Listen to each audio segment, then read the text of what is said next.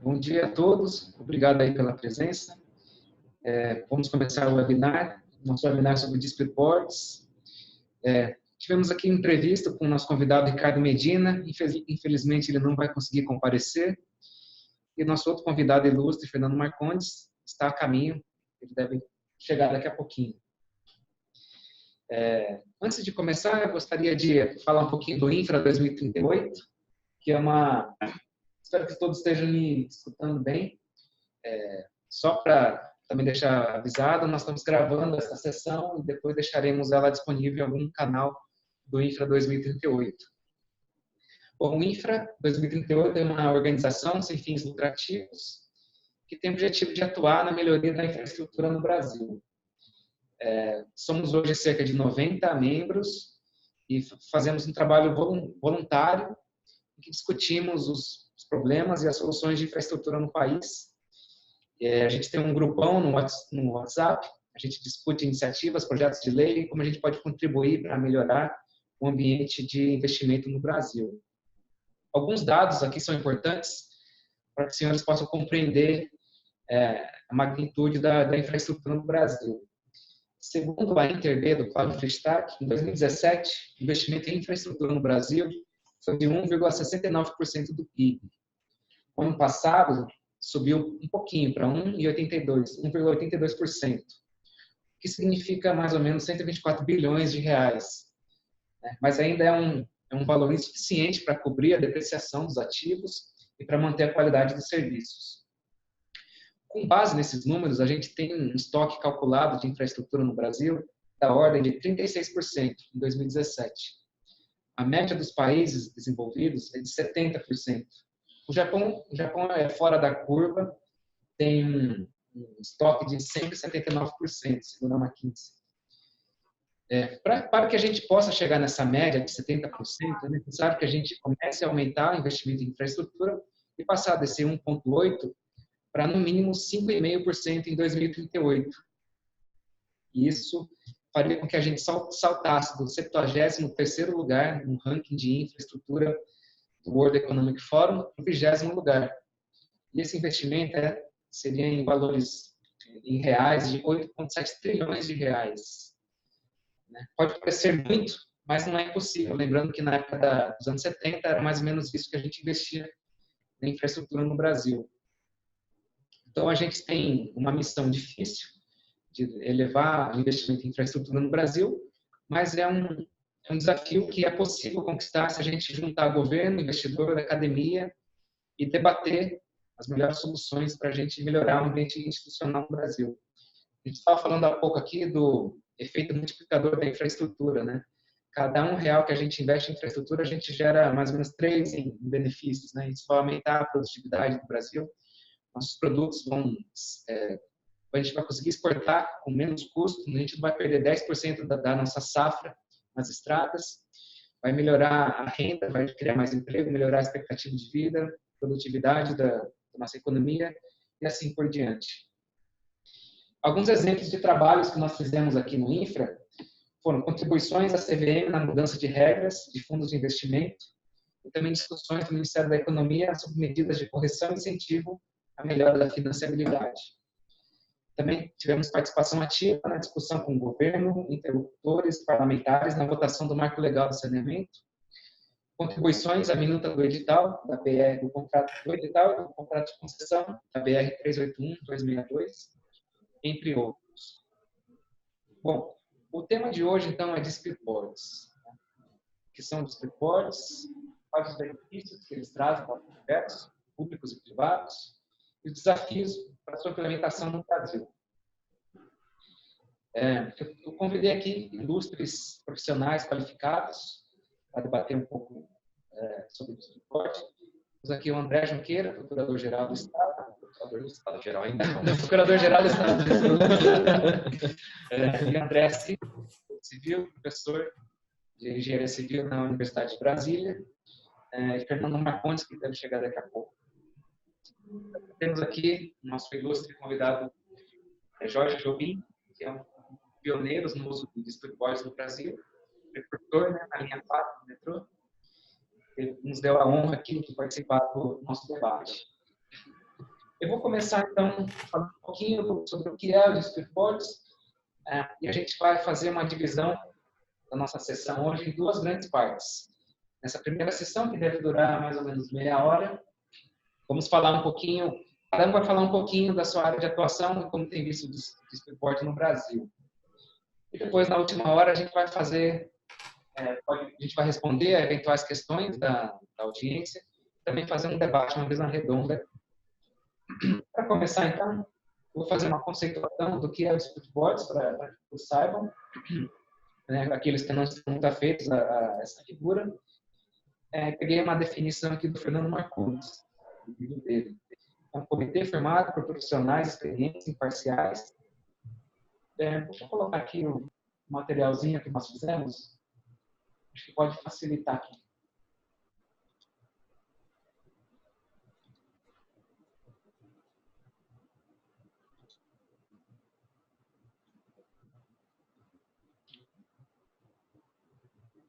Aqui é um comitê formado por profissionais experientes, imparciais, contratado antes do início do projeto, encorajando as partes a evitar disputas e assistindo-as na solução daquelas que não puderam ser evitadas, visando a sua solução definitiva.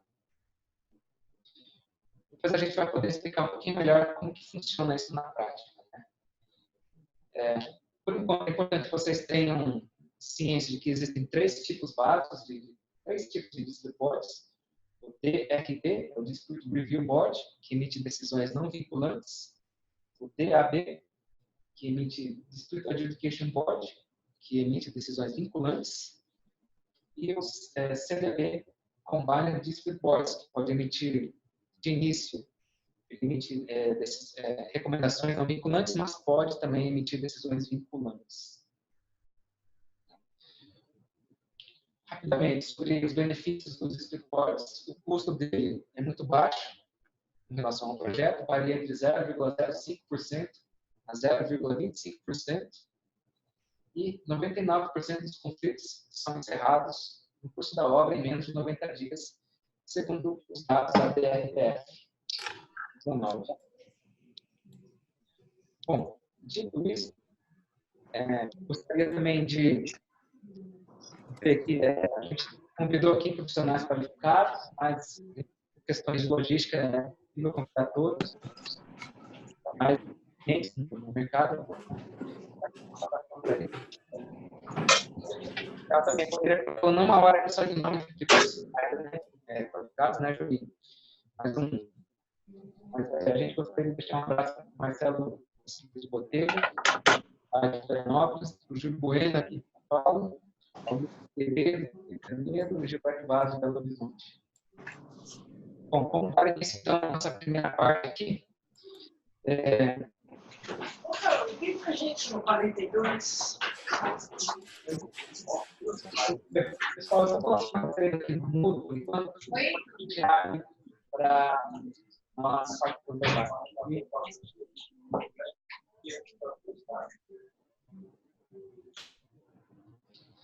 Bom, Jobim, então, aproveitando a sua presença aqui hoje, poderia nos contar um pouco da sua experiência no esporte aqui no Brasil? Não. Em primeiro lugar, eu queria fazer também uma homenagem aos meus companheiros de esporte. Também foram pioneiros junto comigo. O Dr. Oliver, o Cepia Sardinha, muito bem conhecido, um grande ferroviário brasileiro, diretor do metrô, o Dr. Roberto Ricardino, engenheiro civil também, e o Dr. Rui Camargo, que participou já de uma segunda fase.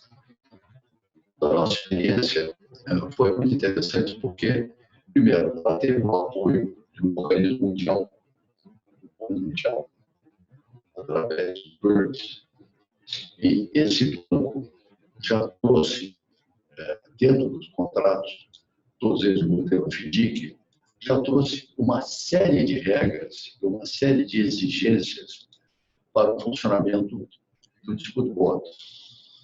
Então, isso facilitou, sob maneira, o fato de que, do lado do governo, o metrô estava enfrentando pela primeira vez a utilização de um mecanismo que não tinha sido utilizado ainda no Brasil e que era muito pouco conhecido.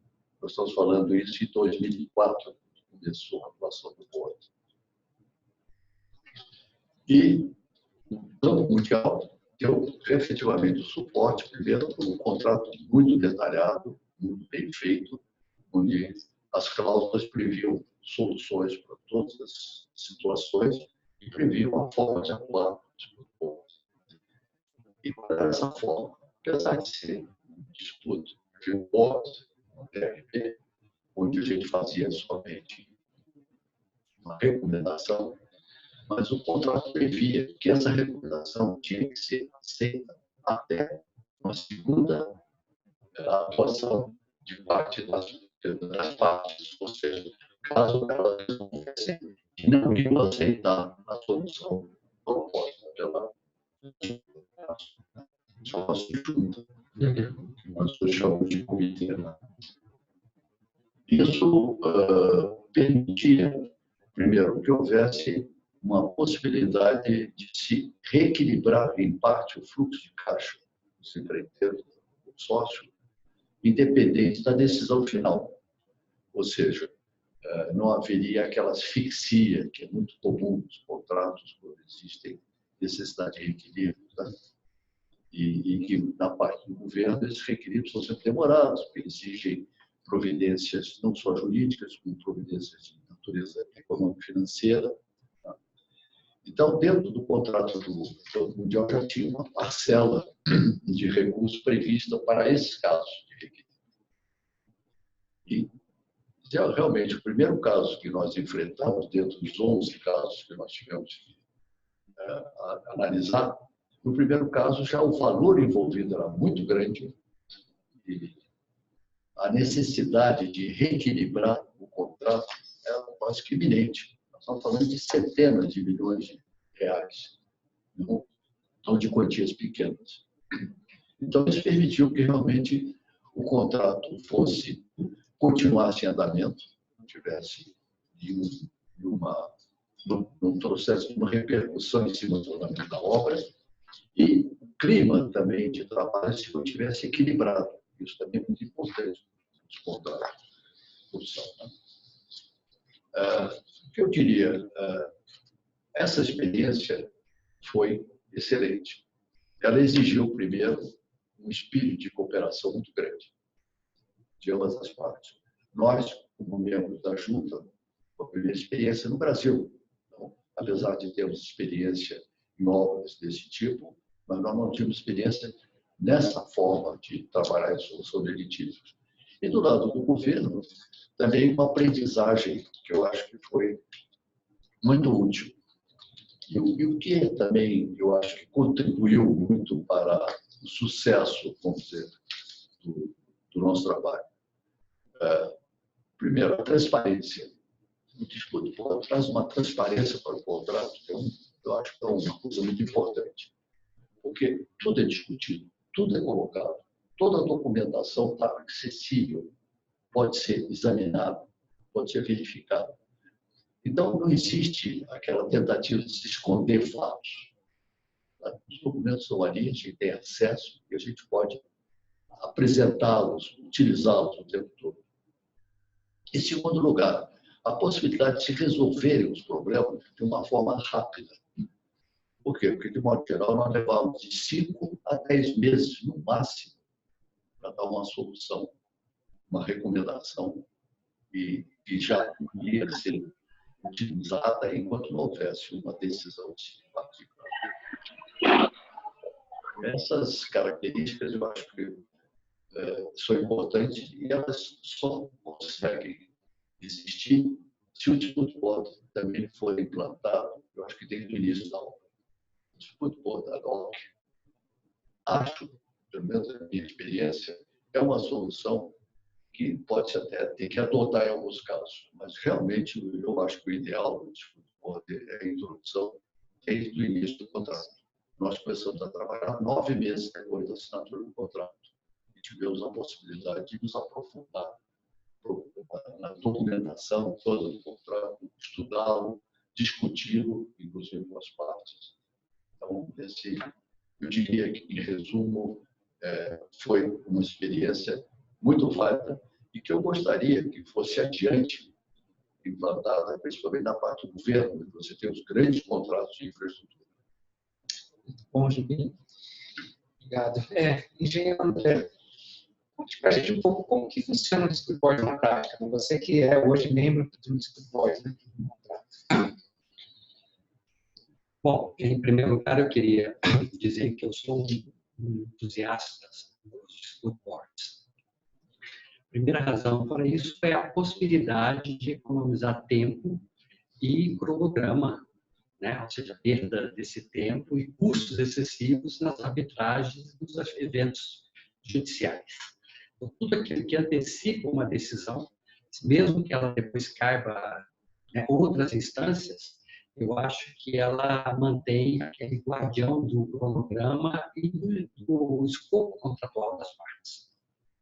Então, acho que eu sou um grande entusiasta dos Dispute Boards por essa razão. A segunda razão é pela qual a gente desarma um pouco aquela mentalidade de que, de um lado, o dono da obra ou o seu empreiteiro, de só se prepararem para os pleitos.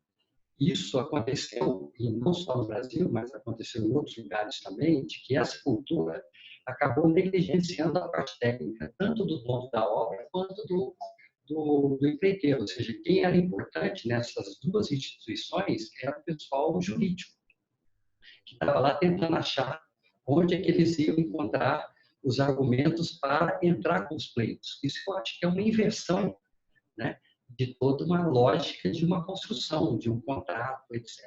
E aí, com os Dispute Boards, voltou a valorizar a parte técnica, né, e resolver problemas por técnicos, que é a maioria da constituição dos Dispute Boards. Não quer dizer que eu seja contra os advogados dentro dos Dispute Boards, mas é claro que são advogados treinados com a visão também da engenharia e de ver o contrato sob esse foco, não só da lei, mas como o guardião da parte técnica e da parte de cronograma.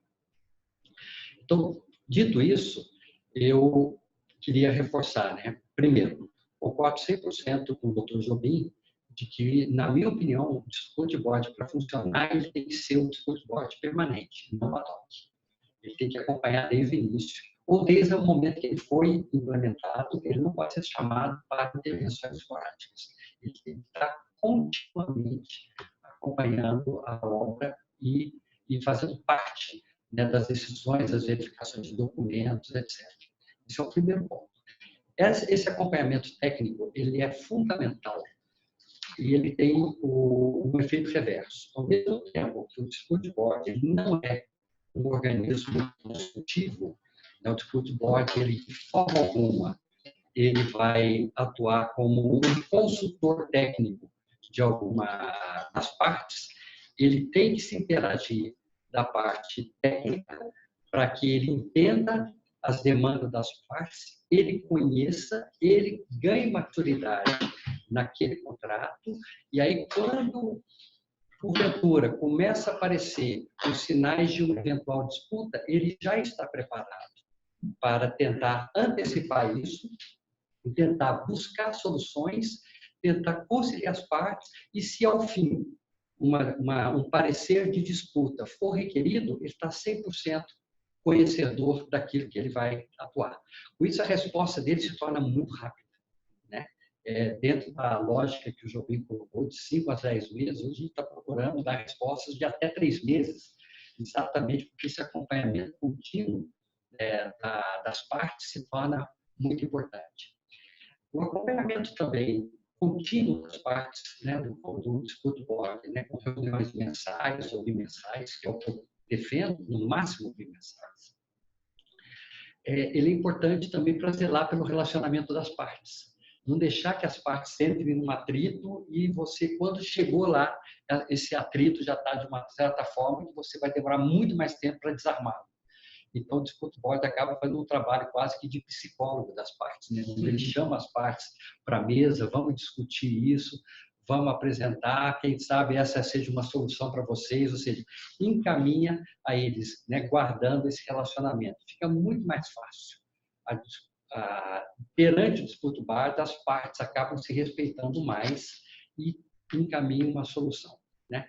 Então, o que eu vejo hoje, a minha participação nesses boards, né, e o que deu certo, o que deu errado, hoje para mim está muito claro. Outra coisa que eu acho que é fundamental, embora isso não esteja previsto, né, eu acho que as decisões têm que ser vinculantes, até para respeito do dispute board, entendeu? Se você falar, não, ele só recomenda, é claro que é uma alternativa, né? Eu não estou discutindo isso, mas na nossa cultura, aqui do país e tudo, o dispute board tem que ser temido no bom sentido. Então, a decisão dele sendo vinculante, as pessoas tentam ser mais sérias e tentar resolver antes do problema acontecer, porque sabe que vai haver uma decisão caso ele seja acionado. Então, eu queria só levantar esses 2 pontos, o acompanhamento permanente do Dispute Board, né, esse tipo de decisão, e chamar o acompanhamento técnico, embora ele não seja um órgão de consultoria, né, mas chamar, pedir para eles explicarem tecnicamente como é que a obra está indo, etc., faz um bem danado, tanto para as partes como para o próprio Dispute Board, para ele se conhecer a matéria e decidir melhor. Muito obrigado, André. A gente está sem vídeo aqui para melhorar o som para quem está acompanhando remotamente. Então, vocês não puderam ver a chegada do Fernando Marcondes, que é sócio aqui do Ariel Batista, que nos recebe hoje, e também Country Representative do RBF Foundation, aqui no Brasil. E a colega do André Assis, do Dispute Board, me trouxe uma informação pública. Já vamos falar com ele. Eu queria aproveitar o gancho aqui do que o André disse, para perguntar para o outro André, agora André Junqueira, procurador do Estado, qual a opinião dele sobre os dispute boards na visão do ente público e se a questão de haver um DAB com decisões vinculativas seria um empecilho à adoção dos dispute boards em contratos públicos. Bom dia a todos, obrigado, Marlon, pelo convite. Para mim é uma honra estar aqui no Ariel Batista para debater esse assunto. Agradeço aos demais colegas aqui, ao Jobim, Fernando Marcondes, meu xará André, a Bruna. Estou muito feliz de estar aqui para poder compartilhar um pouco e debater esse assunto que é tão relevante aqui para os nossos contratos de infraestrutura. A minha opinião coincide com os demais colegas que falaram aqui antes de mim. Eu acho que é um instrumento super relevante, é importante que se tenha a previsão dos DBs nos contratos administrativos, principalmente na parte dos contratos de obra civil, nos contratos de concessão e PPP. Então, nem vou ficar aqui repetindo as vantagens que já foram aqui colocadas, porque estou de acordo com todas elas, seria desnecessário a gente repetir. O que eu acho que eu poderia tentar trazer aqui é um panorama de como está o status desse instituto perante as modelagens dos contratos hoje, né? O que eu observo ainda é que a gente ainda está num momento de evolução no uso dos DBs pela administração pública. É muito parecido com o que havia com o Instituto da Arbitragem há alguns anos atrás. Então, a arbitragem nos contratos celebrados pela administração pública, ela se iniciou e passou a ser utilizada sempre que era uma obrigação, né? Ou seja, você tinha um órgão financiador que obrigava o uso da arbitragem, então a administração pública colocava a cláusula compromissória porque era uma obrigação do ente financiador. Essa situação hoje ela já está um pouco diferente. A gente tem um conjunto grande de contratos celebrados pela União e pelos Estados que não contam com financiamento de organismos internacionais, às vezes são financiados pelo BNDES, que não exigiu a cláusula compromissória, mas a administração pública pode colocar, né? O DB me parece que ainda está um pouco lá atrás, né? Então, assim, a maior parte dos casos de contratos que contém a cláusula de DB e dos DBs hoje instituídos, não sei se a totalidade, mas assim, os casos que eu conheço, a parte relevante deles, são contratos financiados por organismos multilaterais e que a utilização do DB é uma obrigação, né? Isso foi colocado. Por isso até que eu acho que é importante a gente trazer esses eventos e difundir o Instituto para que ocorra mais ou menos o que ocorreu com a arbitragem, ou seja, uma evolução para que ele passe a ser um instituto a ser utilizado voluntariamente pela administração pública nos seus contratos. É super relevante que isso ocorra. O que eu vejo são alguns contratos celebrados pelo Estado, pela União, muitas vezes em que não tem propriamente um DB nesse conceito que você trouxe do livro do professor Fernando Marcondes, mas algum tipo de junta de litígio, alguma instância administrativa que pode decidir ad hoc determinados problemas de forma não vinculante, e muitas vezes esse instituto não é utilizado, porque as partes desde o início já estão num nível de divergência tão grande que elas acabam optando por passar por cima dessa cláusula contratual, vão direto para a arbitragem ou para o judiciário. Ou quando utilizam e há uma recomendação, simplesmente não cumprem e aí vão para o judiciário para a arbitragem, né? Eu acho que a gente precisa, a partir do momento, de uma reflexão maior sobre essas cláusulas de disputas contratuais, para que a gente possa instituir os dispute boards de verdade, né? Na forma como a gente tem nas experiências internacionais, especialmente. Para isso, existem algumas iniciativas legislativas que visam dar um conforto maior para os gestores públicos e para a administração pública, né? Lembrando, né, que o fato de nós não termos hoje uma lei para o Estado ou para a União que expressamente autorize o uso dos dispute boards não é um empecilho para a sua utilização, de forma nenhuma. A gente tem um conjunto grande de princípios jurídicos e de normas gerais que nos permitem utilizar qualquer meio de disputa, de resolução de conflitos contratuais pela administração pública, independentemente de uma autorização legislativa expressa. Foi assim com a arbitragem, a lei de 2015 veio apenas para ratificar essa possibilidade.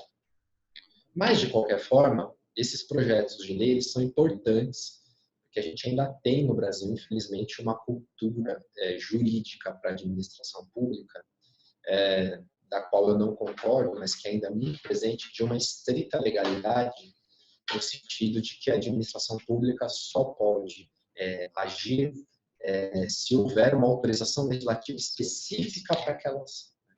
A gente sabe que na sociedade contemporânea, no século XXI, 2019, se a administração pública fosse fazer somente aquilo que está especificamente autorizado pela lei, bonitinho, detalhadamente ali, ela não ia fazer muita coisa do que ela faz hoje.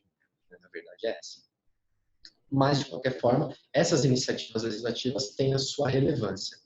Então, a gente tem o projeto de lei da nova lei de licitações e contratos administrativos, que traz uma autorização genérica para o uso de comitês de solução de disputas.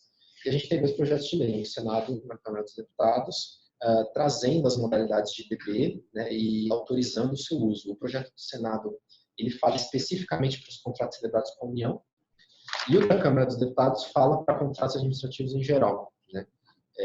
Eu sou mais amigável com a ideia de contratos administrativos em geral, porque qualquer lei que traga alguma disposição nesse sentido, me parece que é norma geral de licitação e contrato, então pode ser utilizada tanto pela União quanto pelos entes subnacionais. Eu acho que o cenário que a gente caminha, o ideal seria esse, né? Então, assim, esses projetos são interessantes porque eles trazem as modalidades dos dispute boards, né, os vinculantes, os não vinculantes. Eles têm algumas diferenças sutis entre si, mas eu acho muito importante o que o André colocou, no sentido de a gente tentar adotar uma força vinculante para esse instituto, né? Então, acho que é isso. O projeto de lei ele vai dar esse conforto para o seu uso, mas passado o projeto de lei, ou mesmo se não passar, e por alguma cultura jurídica a gente começar a utilizar com mais intensidade, a gente vai se deparar com outro problema, que é muito comum na administração pública, que está sujeita aos órgãos de controle, especialmente o Ministério Público e o Tribunal de Contas, né? E que acabam impondo ou colocando ao gestor público uma obrigação de sempre tentar rever uma decisão da qual ele não concorde, seja pelo Poder Judiciário ou seja pela arbitragem, quando for possível, né? Então, e se isso não fizer, esse gestor público pode estar incorrendo numa ilicitude, num crime, pode ser pessoalmente responsabilizado. E se a gente continuar com essa cultura tão forte, talvez o dispute board não pegue ou não tenha a eficácia que a gente espera que ele tenha, porque a gente teria uma situação em que grande parte das decisões poderiam ser questionadas, né? Então, acho que é interessante que a gente garanta a eficácia da decisão tomada pelo ODB, no mínimo até que uma outra decisão definitiva a desconstitua, né?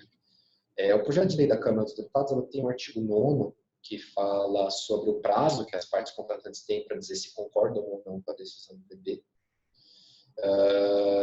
E se discordarem, elas poderiam levar essa decisão ao Poder Judiciário ou à arbitragem, sendo que aí o seu cumprimento só se tornaria obrigatório após a aprovação de uma sentença arbitral ou judicial. Eu iria um pouco além dessa previsão, para dizer que a decisão do DB deveria ser obrigatória até que tenha uma decisão que a desconstitua. Enquanto não houver, não basta simples manifestação de vontade da parte que discorda, tem que discordar, levar isso para um foro, arbitragem ou Poder Judiciário, e somente não cumprir essa decisão do DB se houver uma decisão judicial ou arbitral que a desconstitua. Eu acho que isso vai trazer uma eficácia e uma segurança para o investidor, para o empreiteiro, para o dono da obra e para o gestor público que estiver acompanhando a execução desse contrato. E também concordo com o que os meus colegas colocaram no sentido da gente tentar promover o uso dos dispute boards desde o início da execução do contrato. A gente tem ainda, me parece, ainda uma cultura de utilização do instituto somente de forma ad hoc, ou predominantemente de forma ad hoc, né? O que é um erro, porque a gente acaba instituindo, fica como se fosse um contencioso administrativo prévio, né?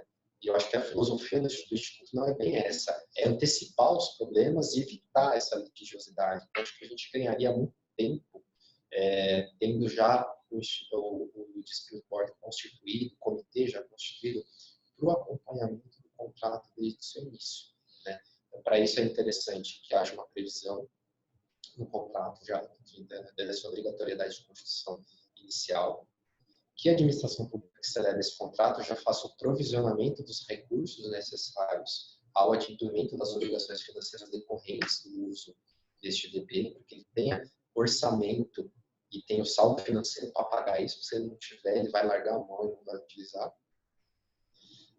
Mas, ao mesmo tempo, o que eu acho que é importante a gente destacar aqui é que, eventualmente, se não ocorrer a instituição do DB desde o início e ocorrer a sua instituição de forma ad hoc, me parece, a princípio, que isso não gera uma irregularidade contratual se for algo em que as partes concordam, né? E que é algo que hoje está sendo um pouco discutido no Tribunal de Contas da União para alguns contratos que tiveram o dispute board somente ad hoc, apesar da previsão contratual ser no sentido contrário, né? Bom, em linhas gerais, essa é a minha opinião, né? Procurei pincelar aqui alguns pontos que eu acho relevantes, mas, no geral, eu sou um grande entusiasta do Instituto, espero que ele cresça e que as administrações públicas comecem a utilizá-lo com mais efetividade, com maior incidência nos contratos. Obrigado, Marlon.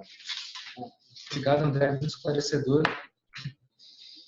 A gente fala aqui, né, Fernando, que a gente não basta pregar para convertidos, né? A gente tem que disseminar o Instituto Dispute Board para todos os entes contratantes, também não só para os contratados, né? Eu acho que essa é uma função que você vem desempenhando muito bem como representante da DRBF aqui no Brasil, né? Conte um pouco para a gente aqui o trabalho que você está de divulgação do Dispute Board pelos entes públicos lá fora. Tá bom. Bom, primeiro eu estou vendo lá uma pergunta do Vitor, né? Quais seriam os projetos de tramitação? Vitor, eu tenho os números aqui. A gente vai verificar aqui e o Marlon já vai passar para vocês na sequência, tá? Bom, antes de falar sobre o que o Marlon pediu, eu queria comentar um pouquinho que eu ouvi aqui dos dois Andrés. Eu peguei a fala do primeiro André no meio do caminho, mas dá para poder comentar um pouquinho dessas coisas aqui. O primeiro André comentou a respeito da decisão ser temida, né? E que é necessário que seja assim, na verdade, né? O que a gente percebe pela dinâmica do distribuidor é que, efetivamente, a melhor solução está sempre na não decisão, né? No fato de que as partes se disciplinam mais durante a atividade do porto, registrando melhor as suas atividades e cada vez se relacionando melhor para evitar que o board tenha que decidir. Nós sentimos isso no metrô. A partir do momento que nós passamos a decidir, as partes começaram a buscar soluções mais diretamente entre elas para evitar que nós tivéssemos que decidir. Isso eu acho que é uma questão cultural de obra em geral, acho que isso é universal, inclusive, não é só no Brasil, né? Decisões dentro do ambiente da obra é uma coisa que ninguém está acostumado. O problema surge, o estresse acontece, aumenta, vai até o final da obra, e existe essa convivência com esse estresse, né, com um hábito já cultural arraigado dentro das obras. Aí, de repente, aparecem 3 caras lá que decidem a questão, e falam, está resolvido, pronto, agora vocês têm que aplicar essa decisão. Isso é uma coisa tão inusitada para quem está na obra, tanto de um lado quanto do outro. Né? Eles estão acostumados a mancar, de repente você chega com um remédio que cura. Eles têm que andar de novo direitinho, né? Isso é tão inusitado que incomoda. Pessoal, puxa vida, a gente precisa tentar não chegar nesse ponto em que eles nos dizem o que nós temos que fazer, né? Porque senão fica incômodo para a gente e aí eles passam a se disciplinar melhor. Nós vimos isso no metrô nitidamente. Nós pegamos no início muito estressado, né? Porque eles estavam herdando um contrato anterior que não tinha dado certo, a relação entre as partes era super hostil. Isso foi mudando, foi melhorando, né? Com a nossa presença, com a nossa atividade. Os problemas foram sendo colocados e a gente foi ajudando a resolver. Decidimos poucas questões, ajudamos em muito mais soluções amigáveis. E hoje já não chegam mais questões, as nossas reuniões são de mera atualização dos assuntos. Isso é isso que se espera de um District Board. É que com o tempo ele vá deixando de ser necessário para decidir, e que ele sirva muito mais como um apoio técnico, uma orientação dentro da obra, e com isso a obra termina bem, sem nenhum rescaldo para arbitragem ou para processos judiciais. Né? Sobre ser vinculante ou não vinculante, né, eu concordo com você, André, que aqui no Brasil, na América Latina em geral, não há outra maneira que não seja a vinculação da decisão. A ideia da não vinculação é, inclusive, a ideia original do Distrito Board. Quando ele foi criado nos Estados Unidos, os engenheiros queriam se livrar dos advogados. Eu gosto de contar sempre essa história. Os advogados atrapalhavam muito, judicializavam tudo, traziam muitos problemas. A gente precisa parar com isso. Nós não precisamos dessas, nós precisamos terminar as obras. Então, vamos trazer 3 caras neutros aqui, 3 engenheiros, eles não gostavam da presença do advogado, hoje eles nos entendem como mal necessário. Mas a ideia era, vamos trazer 3 caras que entendem do assunto, eles vão nos dizer o que fazer, e nós nos comprometemos a seguir a orientação deles. Se um de nós não estiver satisfeito, a gente passa isso para os advogados, eles vão brigar lá longe da gente, mas a gente vai seguir aqui na obra a orientação deles e vai terminar esse negócio aqui. E até hoje funciona assim nos Estados Unidos. Os boards americanos são de orientação e não de adjudicação. Porque a cultura lá nasceu dessa maneira e se permite que seja dessa forma, funciona bem assim. Aqui não funcionaria, sem dúvida nenhuma. Porque o nosso espírito beligerante é tão grande que se nós tivermos oportunidade de não cumprir, né, tivermos uma proteção legal para não cumprir, nós não vamos cumprir. Nós vamos até a última instância para depois cumprir. Até pela forma como funciona o mecanismo de punição dos tribunais de contas, se o agente público tiver a oportunidade de não cumprir, não aproveitar, ele é processado no CPF. Nós sabemos que funciona dessa forma. Então, ele vai ter, até por obrigação de ofício, ele vai ter que levar até a última instância antes de aprender. Então, não há outra maneira de fazer, até por essa questão dos órgãos de controle. Né? Eu fui falando sobre divulgação, que parece muito bacana que está acontecendo. A Secretaria Especial das PPIs, da Presidência da República, quer implementar District Boards nas concessões. Querem fazer o primeiro projeto com o piloto e depois, dando certo, eles pretendem colocar nas futuras concessões. Me convidaram para ir até lá, conversar com eles. Eu fui segunda-feira, anteontem eu passei o dia em Brasília. A parte da manhã, dentro do Tribunal de Contas da União, o que eu já achei espetacular, o tribunal nos abrigando para ouvir a respeito do District Board. Iniciativa fantástica, né? Quando a gente vê o Tribunal de Contas só lá na ponta final, olhando no retrovisor e saindo para punir todo mundo, aqui ele está desde o início sendo envolvido, né? E oferecendo a própria casa para nos escutar, para tirar dúvidas, perguntar e tal. E na parte da tarde eu fui para uma reunião na NTT, onde estavam presentes não só a NTT como as outras agências também, Ministério da Economia, Ministério da Infraestrutura, todos ali para ouvir sobre o District Board, tirar dúvidas, etc. Então achei muito produtivo, muito positivo nesse sentido. Posição do TCU, não era de se esperar nada diferente, mas eu achei também positivo, né, a ideia de olhar o copo meio cheio, que eles colocaram a posição deles agora, e eu tive a oportunidade de falar sobre o que isso representa para o Instituto. Eles falaram, olha, mas veja só, se o board decide de uma maneira equivocada e lá na frente essa decisão é revertida, esses caras têm que ser punidos. Afinal de contas, já pensando em fazer uma caça às bruxas em caso de decisão que contraria até o entendimento deles. E aí eu tive a oportunidade de dizer para eles, olha, corrupção deve ser punida, dolo deve ser punido, erro grosseiro deve ser punido. Isso para árbitros, para advogados, para funcionários públicos, para todo mundo. Agora, uma decisão que no final seja reformada, gerar uma comissão, primeiro que eu acho que não tem nenhum cabimento. Segundo, ninguém vai querer ser membro desse tipo de coisa.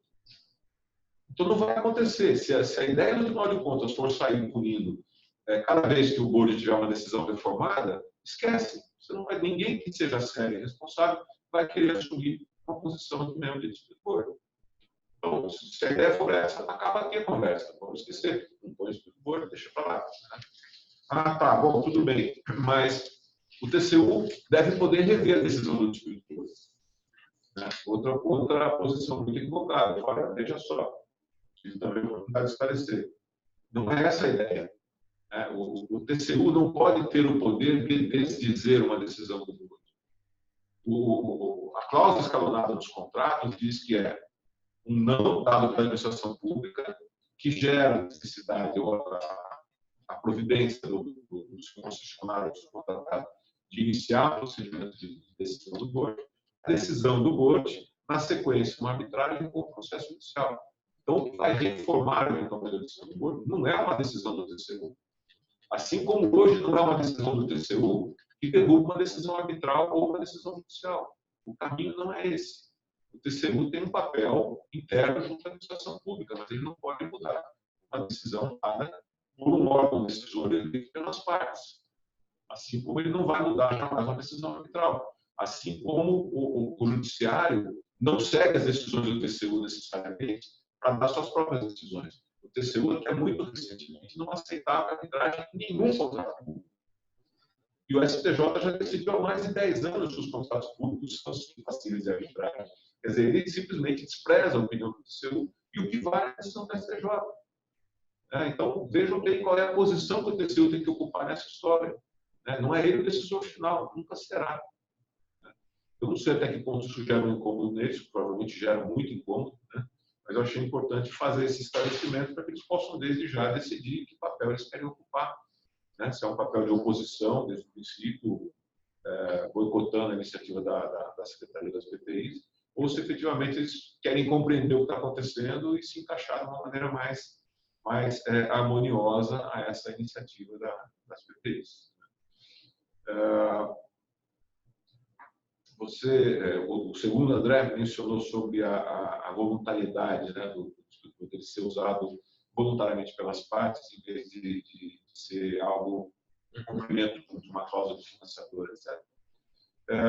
Eu acho que isso deve acontecer, mas num futuro ainda distante. Eu acho que a porta de entrada dos distribuidores é a necessidade por obrigação contratual. Isso é universal também, com exceção dos Estados Unidos, que aplica voluntariamente porque entendeu que é uma boa ferramenta, ou de algumas outras grandes obras internacionais de infraestrutura. Eu acho que, principalmente quando se trata de administração pública, isso só vai acontecer durante um bom tempo, em função da necessidade de um financiamento externo, ou de concessionários externos, candidatos, concessionários estrangeiros que devem participar das próximas licitações e que já vêm com essa cultura. A ideia de oferecer segurança jurídica para quem vem de fora é dizer, olha, você não precisa se sujeitar a um judiciário que leva 20 anos para decidir as questões, a um ambiente que você não conhece, e é um judiciário que em qualquer lugar do mundo não é técnico para decidir questões que são evidentemente técnicas. Então, quem vem de um ambiente externo quer a segurança do técnico qualificado para decidir, e a rapidez do ambiente privado, que seja o distribuidor, em sequência à arbitragem. Então, acredito que durante um bom tempo ainda será esse o caminho, mas acho que no momento em que a ferramenta for, cada vez que ela vai sendo mais utilizada com bons resultados, ela vai se tornando mais espontânea ao longo do tempo. mas acho que é um caminho a ser trilhado. A falta de lei, ela de fato não é um empecilho, né? O distribuidor é contratual, ele pode ser utilizado de qualquer maneira, mas lá no meu encontro com o pessoal da Secretaria das PPIs, eles manifestaram essa preocupação. Os dois projetos foram mencionados, e eles manifestaram a preocupação. Nós precisamos do respaldo legal em função justamente dos órgãos de controle. Sem um respaldo legal, se nós aceitamos um terceiro decidindo a questão, o TCU vai nos questionar, vai dizer que vocês não podiam ter aceitado essa interferência, vocês têm que ir até a última escala dentro de arbitragem, que eles já estão aceitando, e processo judicial. Então, para que eles se sintam seguros, até eu manifestei isso para eles, o respaldo de vocês é justamente uma legislação que possa dizer isso para vocês, um edital que preveja o distribuidor, um contrato que vocês próprios fazem a minuta e que tem o distribuidor. Então, o respaldo do agente público eu tenho uma lei, tenho um contrato, tenho um edital, tenho um contrato, que dizem que esse é o caminho que eu tenho que seguir. Eu só estou seguindo a regra que me foi dada, né?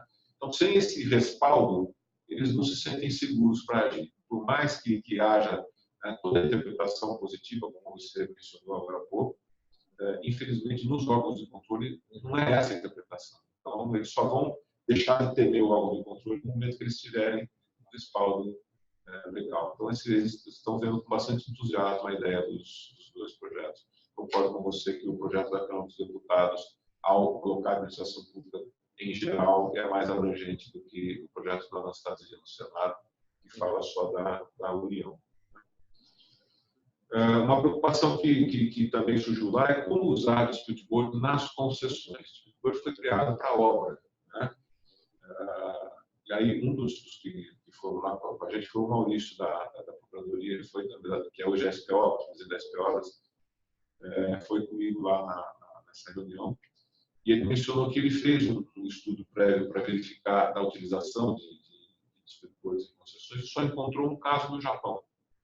Então, é algo novo, né? É algo que não foi testado. Isso também é uma preocupação. Puxa vida, como nós vamos iniciar isso? Nós seremos os primeiros a utilizar as concessões. Qual é a lógica de usar as concessões? Bom, primeiro, o Dispute Board, apesar de ter sido criado, ter sido uma ideia surgida dentro do ambiente de obra, ele é uma ferramenta que funciona para qualquer contrato continuado que tenha na sua execução fatos novos que vão surgir que precisam ser disciplinados, decididos, regulados, né? Tanto que já é algo que vem sendo usado na área societária, nos ENEs, que duram 2, 3 anos, já se constitui o Dispute Board para decidir as questões ao longo desse período.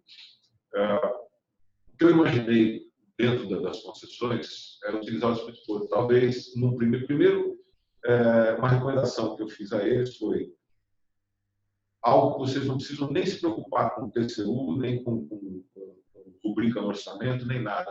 Exijam do seu concessionário que no período de obra, no período de 5 anos iniciais em que existem, a maior parte das obras são realizadas, que vocês exijam no edital do seu concessionário o contrato de distribuidor ao contratar a empresa construtora que vai fazer os trabalhos. Então, com isso, vocês só estão fazendo o que o Banco Mundial faz. Vocês estão colocando no contrato do seu concessionário uma cláusula que beneficia a vocês, que vai ter uma obra mais transparente, uma obra com menos risco de estouro de prazo, de custo. Então, é algo que vocês exigem do privado, sem nenhum ônus para vocês, para a administração pública, né? E que já melhora a qualidade dessas obras que normalmente têm muitos problemas. Muita intensidade de obras que normalmente têm muitos problemas. As obras não têm conseguido ser realizadas por várias razões, mas também em função dos problemas que surgem, das dificuldades que vão surgir. Agora, na relação entre poder concedente e concessionário, o que a gente imaginou foi o seguinte: primeiro, nesses 5 anos iniciais, poderia haver um estudo na relação do contrato de concessão, justamente para poder decidir as questões de desequilíbrio econômico financeiro em função dos problemas de obra que vão surgindo, que é onde existe uma intensidade maior, né, de surgimento de problemas. A partir do final dessa fase, nós temos uma concessão mais estável, né, com menos obras para realizar, e, portanto, com menos surpresas, menos sujeitas a desequilíbrio, mas você tem nos contratos de concessão um período de uma revisão quinquenal para reequilíbrio econômico-financeiro. Normalmente o pleito é apresentado um ano antes do vencimento desse prazo, ele é analisado, discutido e resolvido até que, quando chega o momento de fazer a revisão, faz um aditivo contratual para reequilibrar o contrato. O que acontece muito nesse período é que a revisão não chega a ser feita pelo modelo concedente. Por razões internas e tal, enfim, quando chega o momento de fazer o aditivo, nada foi discutido, né? E aí os investimentos não podem ser feitos porque a contrapartida está desequilibrada, o concessionário começa a não cumprir mais esses investimentos, e aí ele começa a ser punido pela administração pública e corre até o risco da caducidade, né? Então, quer dizer, o contrato começa a se perder em função de um primeiro ato não cumprido da própria administração pública. Se, no momento em que nós iniciamos a discussão, um ano antes desse prazo quinquenal, no momento que o pleito é apresentado, nós constituímos um dispute board para participar dessa negociação ao longo desse ano, com prazos previamente estabelecidos, nós temos uma possibilidade de ter um período de discussão já orientado e já com decisões, se for necessário, do próprio dispute board, de maneira que nós chegamos nesse final harmonicamente. Não dá para ter um dispute board permanente durante os 20 anos de concessão, primeiro porque alguns morrem no caminho, né? A gente já faz dispute board com pessoas experientes, 20 anos é tempo demais para pessoas tão experientes. E também não é razoável, ninguém quer se vincular a um contrato durante tanto tempo e ficar sofrendo conflitos para outras atividades durante tanto tempo. Então, para os primeiros 5 anos, eu acho que vale a pena, e dali por diante constituir dispute boards que não são ad hoc, na verdade. Eu acho que é um meio de caminho. Eles são criados para um período que é começo, meio e fim, que é um período de apresentação do pleito, discussão e solução dele para até o aditivo contratual de reequilíbrio que é periódico. Então, a cada 5 anos constituir um board. Essas são as ideias que a gente colocou lá para eles para análise da Secretaria das PPIs. Sobre usar o board desde o início, André, que você mencionou, não tenho dúvida que é a melhor maneira. Um board ad hoc, apesar de estar previsto, né, ele é como se fosse uma mini arbitragem, com todas as desvantagens, né, de uma mini arbitragem. Você tem um tempo muito mais reduzido do que uma arbitragem normal teria, com uma possibilidade de produzir provas muito restrita, né, e sem aquele maior benefício que o board tem, que é ter um conhecimento prévio e direto dos fatos, né? Então, você decidiu uma questão de 90 dias, quando uma arbitragem normalmente leva 2, 3, 4 anos para resolver, né, com uma ampla produção de prova, uma ampla análise profunda de tudo. E aqui você tem 90 dias, que você teria um prazo curtíssimo, uma análise muito superficial, né, de fatos que te chegam de surpresa, documentos que você conhece naquele momento, a constituição também de um board ad hoc, diante de uma controvérsia já posta, é muito mais difícil, porque o estresse já existe alguém com interesse de não fazer, né? Então é muito mais complicado ter uma construção de um board ad hoc. A própria FDIC previa board ad hoc nos EPCs, em função de ter um período de projeto em que não utilizaria, o custo não seria justificado, mas na edição de 2017 ela já mudou isso. Então a própria FDIC, com a evolução da utilização dos boards, já chegou à conclusão de que o melhor caminho é o board, o full term board, efetivamente, que é esse board permanente que é constituído lá no início e vai até o final. Então, eu acho que, efetivamente, o mais eficiente é o board permanente e é o board com decisões vinculantes. Fazer uma observação. Claro. Eu trabalhei em concessões também. A concessão tem dois aspectos distintos. A operação da concessão e o investimento em obras novas. Então, é possível você separar a utilização do board, definindo que ele só seria utilizado nas obras, na parte de execução das obras, não interferir na parte de operação. Eu acho que tudo é possível, né? Eu acho que tudo é negocial e eu acho que, em termos de gestão, funcionaria muito bem você ter uma separação.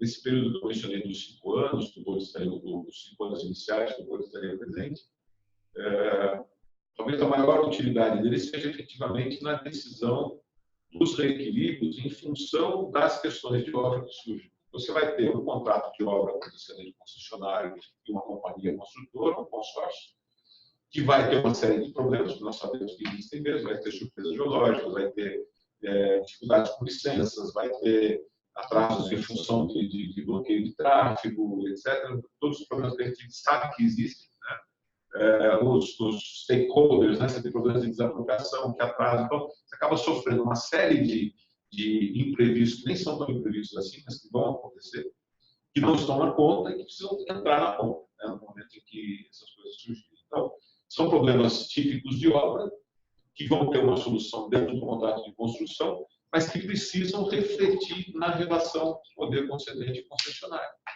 né? Então, aqui eu acho que caberia também o board para decidir os reflexos das questões surgidas na obra dentro do contrato de concessão. O Fernando trouxe notícias alvissareiras do Dispute Board lá de Brasília, né? Obrigado, Fernando. Acho que a gente pode abrir, então, um pouco para debate. Já tem uma primeira questão aqui do Victor. Seria possível considerar os Dispute Boards uma modalidade de mediação? A Lei 13.140 seria aplicável? Gostaria de falar. Não, acho que o Fernando puder falar um pouquinho, depois eu complemento. Tá, bom, então, eu não vou falar da Lei 13.140, porque eu não tenho conhecimento dela, mas eu vou dizer sobre a função de mediação que o Dispute Board exerce. Estatisticamente, 70% dos assuntos que são levados ao board são resolvidos sem necessidade de uma decisão, justamente porque a principal atividade do board acabou se revelando, com a utilização, acabou se revelando justamente a de mediar o conflito entre as partes. É importante deixar claro o seguinte: essa mediação não é procedimento de mediação, mas são técnicas de mediação.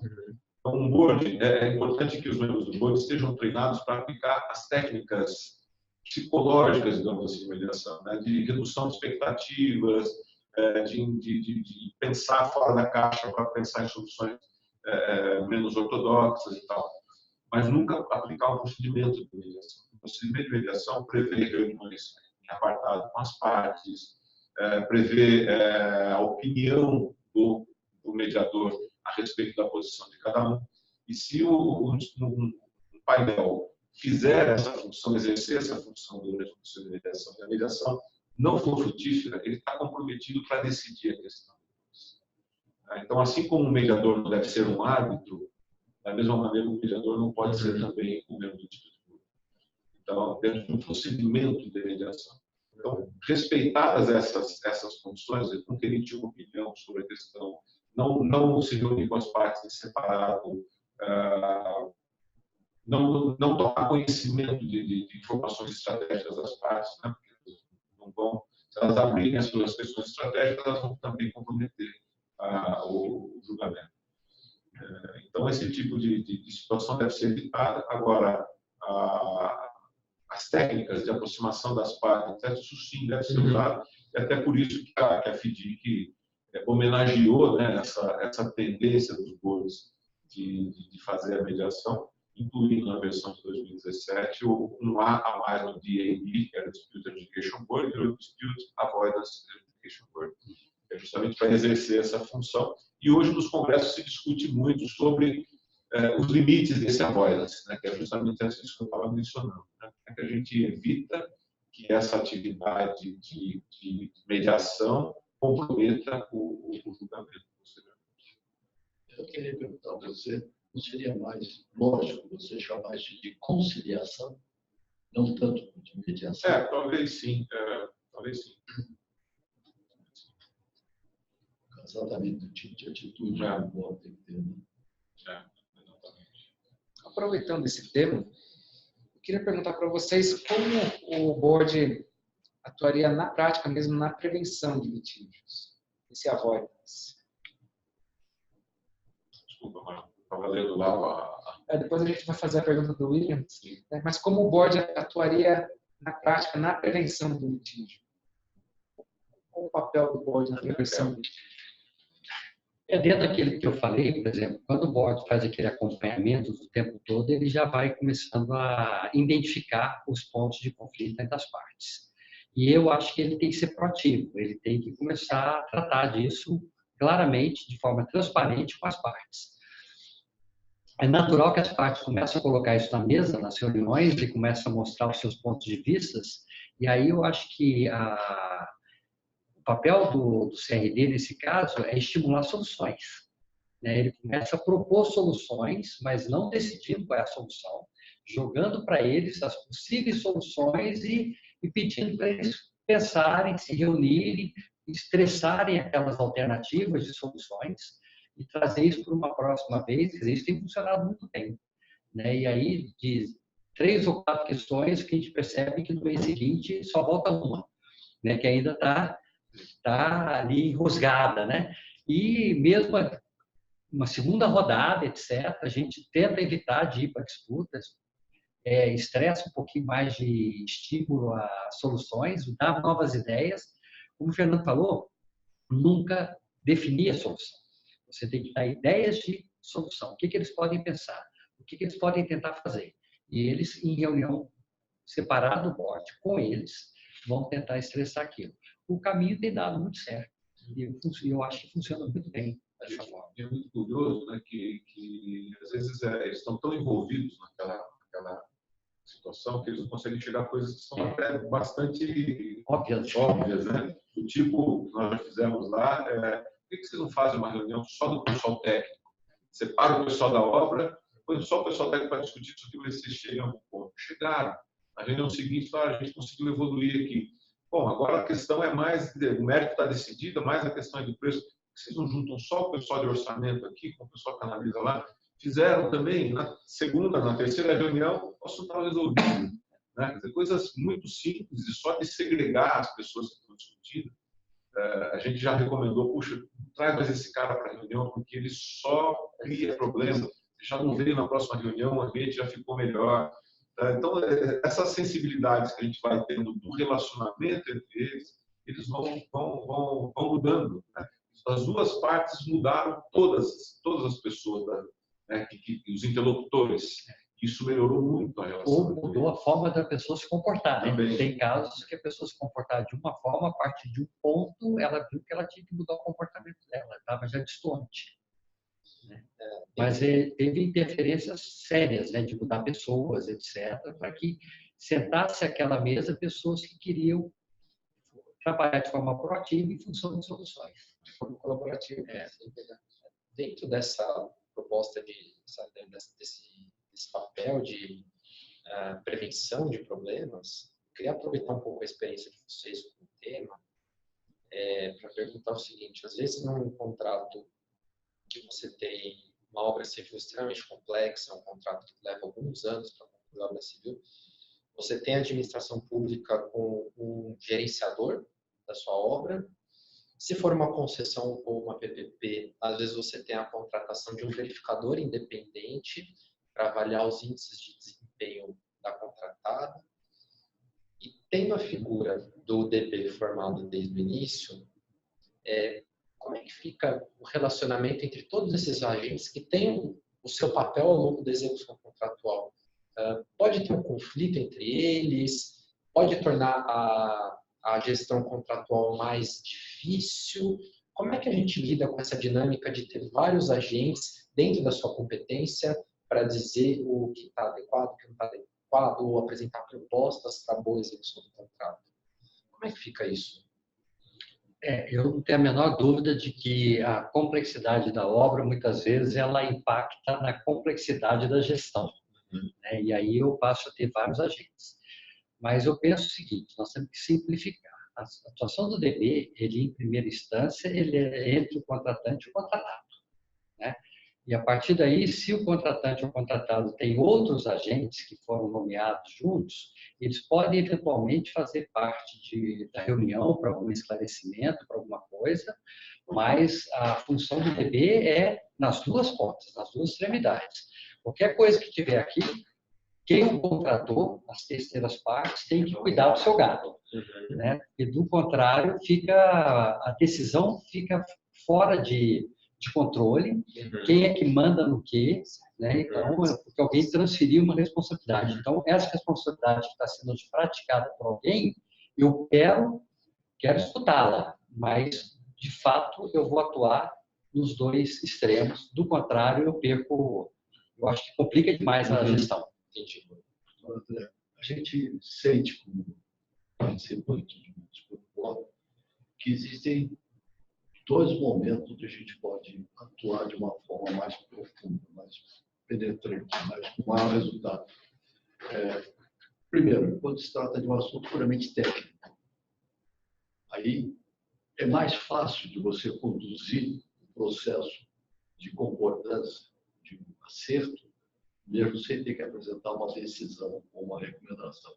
Agora, quando entra no aspecto jurídico, puramente contratual, aí começa a ficar difícil para o próprio board trabalhar como um elemento de acerto.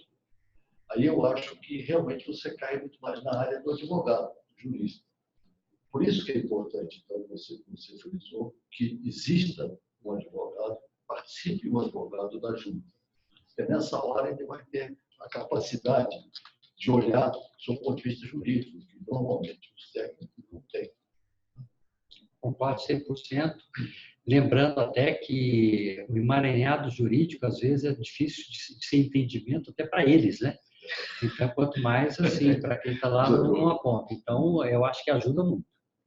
Como eu falei, tem que ser advogados treinados com essa visão. Não pode ser aquele advogado que também está só com a visão de aplicação da lei ou de buscar subterfúgios da lei.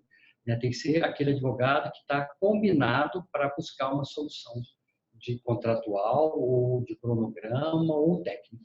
Não pode perder de vista o espírito do Exatamente. Né? Que é solucionar a questão e permitir que a obra siga. Exatamente. Não pode transformar aquilo num procedimento burocrático, rígido, que vai impedir, vai trazer mais problemas de solução. Né? A solução é provisória, muito embora estatisticamente o provisório ele é confirmado, né, quase 100% das situações, mas basicamente é isso, é decidir para a obra seguir. E depois as partes se entendem de uma outra maneira. Então, essa rigidez não é bem-vinda. Temos aqui uma pergunta também do William. Poderiam tecer comentários, fazendo uma comparação entre os diferentes projetos de lei em tramitação no Congresso? Poder deixar com o André. Tá. Bom, os projetos eles têm linhas gerais semelhantes, né? Como eu falei. O projeto da Câmara dos Deputados, eu já expliquei também, ele fala sobre contratos administrativos em geral, e o projeto do Senado, ele fala sobre contratos celebrados pela União. Acho que tem essa primeira diferença. Eu sou mais simpático à ideia de adotar a ideia do Dispute Board como uma norma geral de licitações e contratos, e sendo norma geral, ela é de cumprimento pelos estados e municípios também, além da União. Né? Então, acho que essa é a primeira diferença. Ambos os projetos de lei trazem o Comitê de Prevenção e Solução de Disputas em 3 modalidades, que é o Comitê por Revisão, que é conferido o poder de emitir recomendações não vinculantes às partes em litígio, o Comitê por Adjudicação, que é conferido o poder de emitir decisões vinculantes às partes em litígios, e o Comitê Híbrido, que poderá atuar tanto de uma forma quanto da outra. Então, nisso, eles são bastante parecidos. O projeto da Câmara dos Deputados, ele traz no seu artigo 9º essa questão da eficácia da decisão, ou seja, as partes contratantes elas têm um prazo de até 30 dias para manifestar sua discordância em relação à recomendação emitida pelo comitê, hipótese em que pode ser levada à arbitragem ao Poder Judiciário, tornando-se obrigatório o cumprimento da recomendação apenas depois de confirmada por decisão arbitral ou judicial. E decorrido o prazo de 30 dias sem qualquer manifestação das partes, a decisão já se tornaria obrigatória e vinculante para as partes. Isso é algo que está no projeto da Câmara dos Deputados. Retira a vinculação fica só a recomendação. Na prática, só existe recomendação, ainda que possa falar em adjudicação, mas essa regra tira. Exatamente. Por isso que eu até acho que, na minha visão, esse artigo 9 ele poderia ser alterado para que as partes não cumprissem a decisão do DB somente se tivesse uma decisão judicial ou arbitral desconstituindo. E não pelo simples ingresso no Poder Judiciário ou ingresso do início da arbitragem. Você tem a previsão de que pode ser vinculante ou não, essa cláusula torna tudo não vinculante. Na prática é isso. Na prática é isso.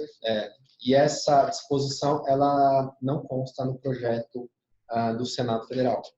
Outro ponto diferente que está no projeto da Câmara dos Deputados e que não consta no projeto do Senado Federal é o artigo 11, que diz o seguinte: será obrigatória a utilização dos comitês de resolução de disputas para contratos cujo valor seja superior a 50 milhões de reais. Tá? Então, isso está no projeto da Câmara dos Deputados e não está no projeto do Senado. Eu, pessoalmente, eu tenho um pouco de reserva em relação a essa previsão de forma genérica, porque tem muitos contratos acima de 50 milhões de reais que são contratos de mera entrega. Né? Assim, você não tem uma etapa construtiva, você não tem o desenvolvimento técnico de uma tecnologia que pode gerar litígio. Tem contrato que é de entrega. Né?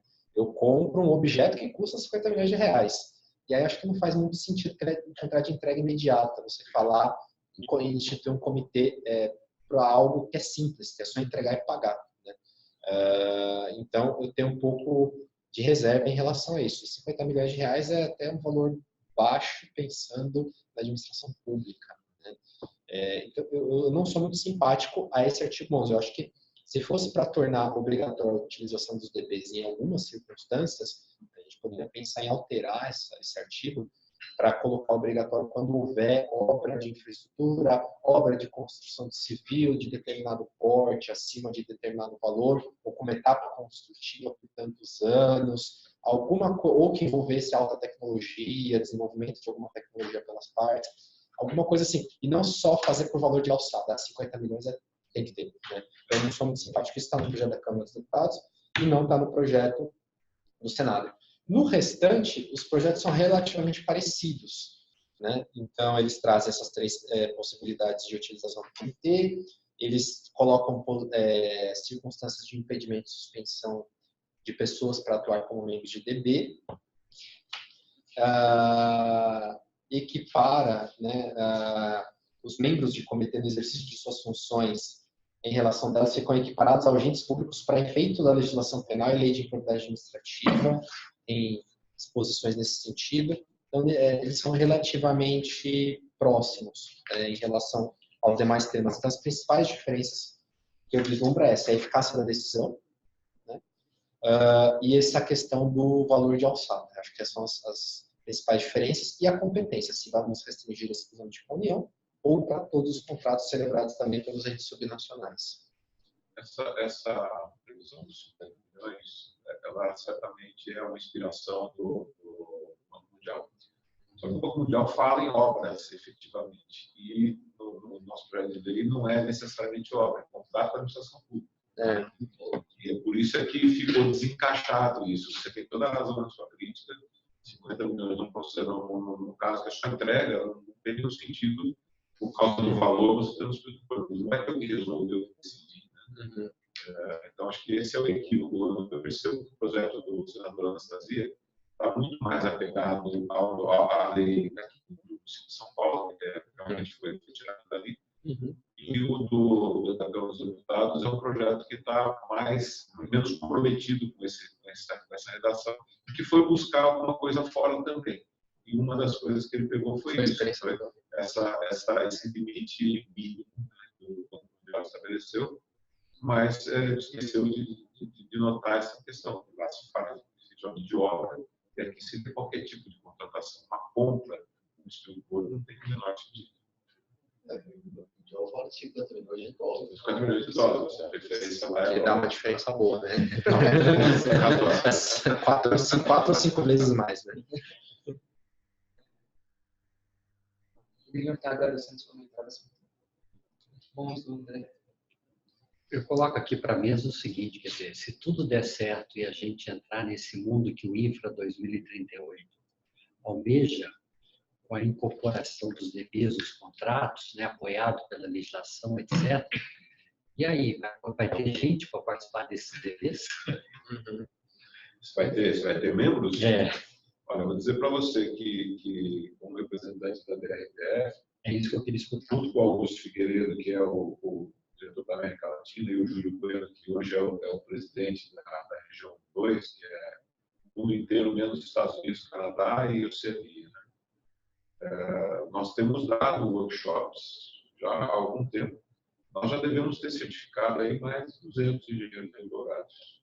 Já é um contingente razoável de pessoas que já entendem o que significa, quer dizer, lógico, precisa praticar e exercer mais, mas que já entendem o que significa, já conhecem o procedimento, já entendem o espírito de utilidade. Eu dei recentemente um treinamento lá em Belém, para um escritor que está começando lá na obra do DRT. E foi muito interessante, porque foram 2 dias de treinamento. Quando eu cheguei, estava lá o Tribunal de Contas do Estado, todo prevenido, sentado lá no fundo, e estava a Procuradoria também, com bastante vontade de entender o assunto. Mas o espírito geral era, bom, a gente tem que cumprir uma cláusula do financiador, vamos lá fazer esse treco. Né? E quando terminou, eles falaram, a gente tem uma ferramenta muito bacana para melhorar a nossa relação e possibilitar que esse contrato tenha menos problemas. Então, essa conscientização é muito fácil de levar. Você põe as pessoas na sua frente 2 dias para entender o que acontece, elas saem com a ideia transformada, sem dúvida nenhuma, entendem qual é o espírito e tem condição de levar adiante. Então, é importante a gente desenvolver formadores de opinião, né, para divulgar isso cada vez mais. Então, membros de procuradorias, gente de dentro do governo, empresários, etc., possam se familiarizar com isso e continuar certificando profissionais, engenheiros e advogados para atuar dessa maneira. Nós fizemos já também um treinamento na Petrobras, que quer fazer o projeto piloto também. E as dúvidas eram exatamente, às vezes, também estavam, como era algo que o jurídico estava propondo, o pessoal técnico estava super desconfiado. E no meio a gente tinha um roteiro para cumprir ao longo de 2 dias, mas logo no começo a gente percebeu que era mais fácil a gente perguntar o que eles queriam saber. Digam aí quais são suas dúvidas e a gente vai orientar nosso trabalho aqui pelas dúvidas de vocês. E foi super produtivo e no final estava todo mundo super entusiasmado com a ideia, porque entenderam que de fato é algo que é transformador, que favorece a transparência, melhora a gestão, é um fator de economia no contrato. Né? Então, tudo isso é fácil de mostrar. Quando você tem oportunidade, é fácil de mostrar. E acho que tem tudo para, efetivamente, a gente chegar longe com isso. Eu tenho aqui um estudo do TCU, que é de maio desse ano, que fala que no governo federal temos 14 mil obras paralisadas. Só no PAC são quase 3 mil obras paralisadas. Se a gente tivesse um dispute board nessas obras, certamente esse número seria muito menor. Né? O TCU faz aqui uma diferenciação entre as causas dessas paralisações. 47% tem um viés técnico, 23% abandono pela empresa, 12% outros, né? 10% orçamentário financeiro. Talvez o district board não eliminaria todos os problemas, que a gente tem um problema muito grande de planejamento, de elaboração de projeto antes da execução da obra. Isso vai ser resolvido depois da obra. Por um lado, então, a obra não paralisaria, ela seria concluída, ainda que com problemas de fluxo de caixa, que custasse mais caro com de atraso, mas seria resolvido no final, mas a obra seria concluída. Também a gente talvez tenha que pensar também, uma reflexão aqui, de tentar melhorar o planejamento, né, Fernando? Você bem disse. Planejamento e engenharia. Não sei se aí também exemplifica que a maior parte dessas obras paralisadas dizem respeito a escolas que não foram completadas. Um país que já tem uma educação, nível de educação tão pobre que é uma tristeza.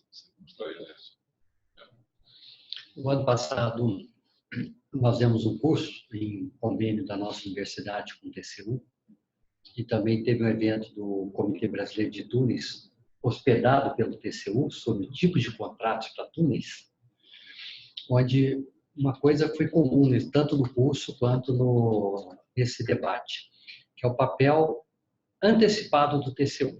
Né? Então, quando a gente falava que o TCU deveria ser muito mais ativo na qualidade dos projetos que pertencem ao conjunto de licitação do que de esperar o problema acontecer para depois ele agir, num primeiro momento para eles causam estranheza, porque eles falam que eles só podem entrar quando já tem um problema.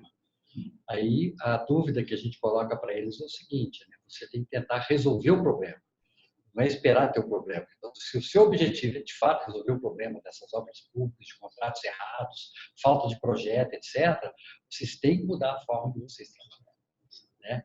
E, obviamente, o TCU é muito bem montado em termos de pessoas e capacidade profissional.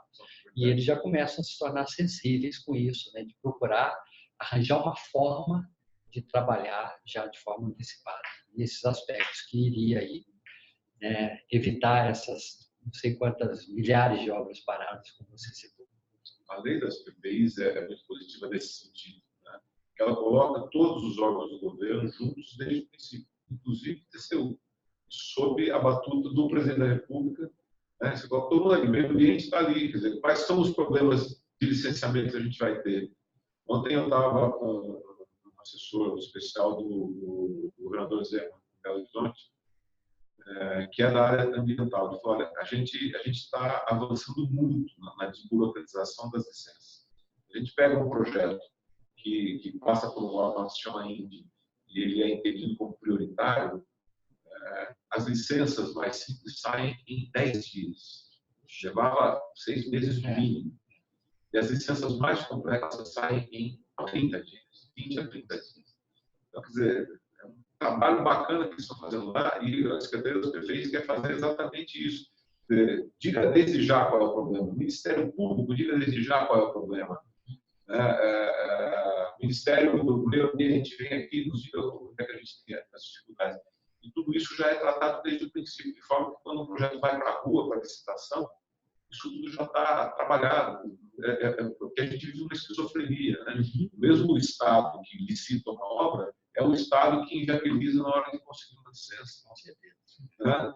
Então, o Estado pretende agir como um órgão só, o que é muito bacana. Se isso efetivamente acontecer, vai ser isso.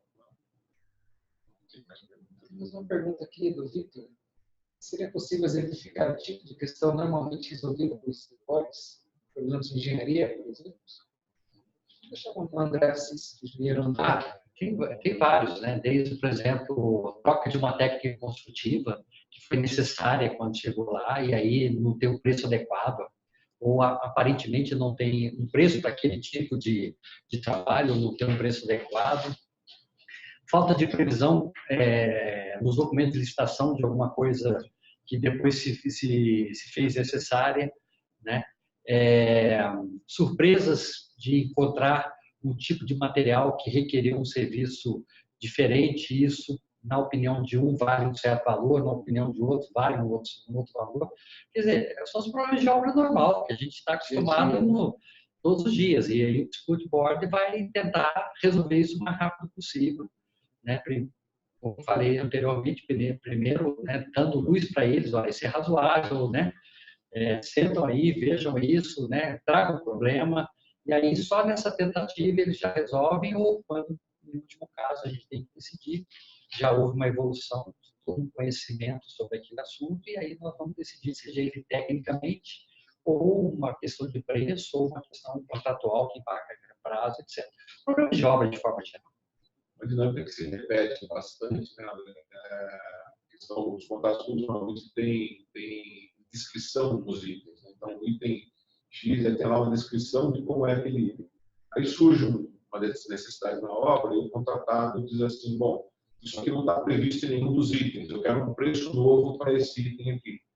Aí a administração pública diz assim, não, isso está lá no item tal. Ah, não, mas esse item não abrange tudo, se for por isso vai ficar muito menos do que eu estou gastando. E aí essa é a discussão que se põe, se aquilo é efetivamente um preço novo que tem que ser orçado, ou se aquilo se encaixa numa rubrica que já existia dentro da planilha de preços unitários. Essa é uma situação que é recorrente. Esses contratos de infraestrutura e de grandes obras, eles são naturalmente incompletos, né? A literatura especializada é bastante firme nesse sentido. É muito difícil numa obra de infraestrutura complexa ou num contrato de concessão em PPP, pode durar até 30 anos, você conseguir prever no contrato todas as situações que podem ocorrer. Então, eles são incompletos e é natural que eles sejam assim. E por serem incompletos, é natural também que ao longo do seu desenvolvimento, ao longo da sua execução, ocorram algumas divergências entre as partes sobre como executar aquele objeto contratual. Você tem, por um lado, para concessões PPPs, às vezes, uma matriz de risco, que também não consegue ser totalmente abrangente, não consegue abarcar todas as situações. E aí, às vezes, também discussões mais profundas de que se aquele fato nos qual a parte diverge se encaixa naquela matriz de risco ou não, ou quem deu ensejo, ou quem incrementou a ocorrência daquele fato ou não. Então, isso é muito comum, né? Outra peculiaridade nos contratos, especificamente envolvendo a administração pública, é que todos estão sujeitos à licitação, obviamente, e a depender do tipo de tecnologia que você vai desenvolver para a execução daquele contrato, é muito difícil, às vezes, você elaborar um projeto básico que consiga chegar no nível de especificidade necessária, sem eventualmente direcionar aquela contratação para alguma das poucas empresas no mundo que prestam aquele serviço.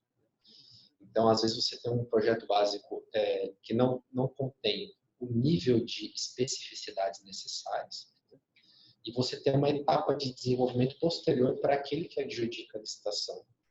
Então, muitas vezes, a empresa que participa de uma licitação pública, ela entra sem ter a perfeita noção de como vai ser desenvolvido aquele objeto contratual, porque aquilo depende de uma etapa posterior entre as partes. E aí, uma vez já realizada a licitação, adjudicado o objeto do contrato, essas partes se reúnem para desenvolver o objeto daquele contrato, que é extremamente complexo, algo de alguma tecnologia muito específica, e aí as divergências começam a surgir. E aí, como o projeto básico às vezes não traz uma resposta pronta para aquilo, a gente começa a ter alguns problemas. Né? Não sei se vocês já passaram por coisas assim, eu já passei com o procurador. Então, é natural que ocorram esses problemas, e aí o DB é uma boa alternativa para eventual redução dos litígios decorrentes dessas dificuldades, dessas vicissitudes. Um outro problema que está um pouco nessa linha também, e que o FDIC acabou de dar uma contribuição muito grande, é obras lineares de forte input geotécnico, né? Onde existe uma incerteza natural da investigação que é feita. Então, a gente chega naquele modelo contratual, que é o modelo geológico, que eu prescrevo. Então, todo mundo aposta naquele modelo geológico, e depois, ao longo da obra, alguma coisa pode acontecer. Então, isso já é uma prática europeia e também americana, de que hoje você tem que deixar claro no contrato, através de um documento que é anexado a esse contrato, do concessionário, né, exatamente o que ele conhece sobre aquele modelo geológico que ele investigou e que ele licitou. E ele já antecipa o que é uma surpresa, né, uma coisa previsível dentro da interpretação geológica, e aquilo que não é previsível dentro dessa interpretação geológica. E aí ele já antecipa a repartição de risco. Se acontecer isso, o problema é seu empreiteiro, porque eu já estou te dizendo que isso pode acontecer. Né? Se acontecer aquilo, é porque eu não consegui prevenir, eu já estou antecipando que isso pertence ao poder concedente, que sou eu, e eu vou te remunerar. E aí, mesmo um contrato que tem um custo global, vamos chamar assim, ele tem uma planilha de preços unitários, antecipando já essa disputa que pode ter nesses eventos. Então, o tal do Livre Esmeralda, que saiu agora em maio, que é um modelo contratual para túneis, ele já antecipa todas essas questões para evitar de mais na frente a gente vir a ter esses problemas. Então, já é mais um reforço do DB e da forma contratual, da forma específica ao contrato. Eu até gostaria de perguntar ao doutor André, considerando que o projeto básico não é uma coisa definitiva, completa, não inclui todas as possibilidades de solução que devem ser consideradas numa obra, não seria interessante se houvesse a possibilidade de se introduzir na legislação que determina a forma de conduzir uma licitação, a obrigatoriedade de só serem licitados projetos executivos já completamente definidos. Isso não diminuiria a possibilidade da alteração, diminuiria a possibilidade da modificação e facilitaria o trabalho, a continuidade do trabalho. Então, inclusive o trabalho eu acho que para projetos complexos, contratos de longo prazo, o ponto negativo dessa proposta é que ela talvez poderia eliminar justamente um dos principais atrativos que a administração pública tem ao delegar o exercício de uma atividade privada, que é permitir que ele a exerça de uma forma mais eficiente, colaborativa e até criativa possível, né? Então, eu acho que se a gente deixar tudo delimitado desde o início, antes da licitação, você acaba um pouco engessando a criatividade do privado e a sua eficiência de buscar melhores alternativas, mais baratas e para prestação de um serviço melhor. Acho que o risco é um pouco esse. Seria uma opção. Mas eu vejo um pouco com uma certa ressalva por conta disso. Eu tenho um comentário que eu sempre faço sobre esse assunto, é que o nome projeto básico que a gente acabou adotando no Brasil, ele vem de uma tradução que é projeto base, que ele seria a base da licitação. E sendo um projeto base de licitação, seja um modelo contratual de preço unitário ou de preço global, aí eles têm diferenças, o nível de detalhamento tem diferença, em função do que o doutor André falou aqui agora, mas o fato é que, de acordo com cada tipo contratual, eles deveriam ter todos os detalhes necessários para a licitação. Ou seja, eu não deveria ter um nível de projeto básico que não me desse os quantitativos de materiais, os tipos de serviços, tudo muito bem definidos. E aí a gente criou essa noção do projeto básico, que depois, na lei de concessões, foi até pior, porque aí virou básicozinho, né? Onde a gente perdeu elementos fundamentais que eram parte do projeto básico. O projeto executivo, que na literatura inglesa é chamado de projeto detalhado, ele era apenas para detalhar a forma de fazer aquela construção, o encaixe das peças, etc. Mas ele não deveria incorporar novos métodos ou novos materiais ou novos serviços. Deveria já estar no projeto básico. Eu acho que o que temos que reforçar hoje, o que é um projeto básico, com quais níveis de detalhe eles precisam ter. Claro, quando eles vão para um projeto de preço unitário, ele tem um nível de detalhamento, enquanto ele vai para um projeto de tipo preço global, ele tem outro nível de detalhamento. Mas a gente tem que voltar um pouquinho a entender, né? Quais são esses detalhamentos, não é, Jobim? Essa queixa da engenharia é bastante antiga. Eu acho que a engenharia prefere a certeza do projeto executivo do que a possibilidade de exercer uma criatividade no projeto para reduzir custos. Na prática, o que se acaba verificando é um aumento do custo. A falta de informação, que é característica do projeto básico, faz com que se orce com gordura, né, em função da necessidade de proporcionar o risco. Né? Mas existe a contrapartida que é, se eu colocar muita gordura, eu não vou ganhar essa licitação, tá? Porque é sempre pelo menor preço, que é outra perversidade, né, do sistema. Então, esse antagonismo entre a busca pelo menor preço versus até onde eu posso provisionar o risco, cria sempre uma margem muito grande de incertezas. E aí, na hora que os problemas começam a surgir, na hora de detalhar o projeto executivo, normalmente o que se tem é a necessidade de um reequilíbrio para mais. Né? Dificilmente você joga isso para baixo. Então, justamente porque na prática essa criatividade acaba não funcionando, acaba funcionando mais o efeito contrário, é que há muito tempo a gente reclama isso. Ela quer mais informação. As licitações são feitas com base em pouquíssimas informações. Então, o risco aumenta muito. Essa que é a queixa é nesse sentido. Pessoal, acho que nós estamos no nosso tempo esgotado. Queria agradecer a participação de todos aqui. Acho que tivemos um debate bem profundo, bastante exemplos práticos de como funcionam os bebês, e também um pouco da visão da administração pública e os próximos passos que teremos aí pela frente. Né? Acho que estamos no caminho certo. Gostaria de agradecer, então, a todos que também nos acompanharam remotamente.